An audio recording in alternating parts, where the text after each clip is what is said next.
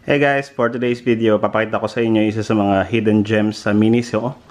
Well, Miniso Sport nga daw ito. This is called the resistant tube. No, so sa iba resistance resistance band ang tawag nila or something. So na-pick up namin to sa Miniso for only 300 pesos and pwede ka nang magkaroon na parang gym sa bahay or semi-gym.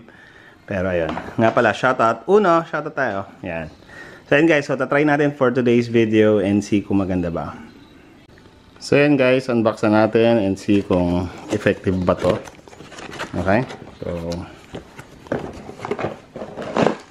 yan, ayan siya guys. So may mga strings na siya agad. So i-assemble na lang natin maya maya and matry na natin kung effective ba. Ayan guys, so meron pala siyang mga handles nga pala. So yan. Dalawang handles for sure kasi nga hilahin mo siya. And meron po tayong batang nakikialam po dito. So, i-assemble lang natin and tatry na natin kung effective ba to. Ayan guys, so kailangan mo lang pala kakabit lang to sa magkabilang dulo. Wala kasi instruction pero self-explanatory pala.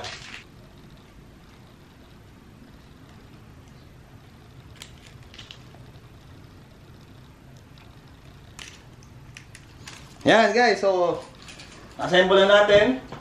Ngayon, tatry na po natin maya. Yan guys, tatry na po natin kung effective ba to. So, ito yung mga resistant bands, nakakabit na. Ngayon, susubukan natin. Uy, effective. In fairness maganda siya dito guys, para sa shoulders niya. Mukhang di ko pala kaya itong tato agad Pero guys, tignan nyo kung mag-aapakan nyo yung mga resistance tubes, tapos gagano nyo siya.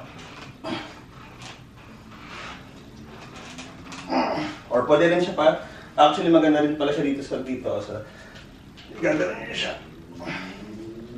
Dalawa pa. Yung in fairness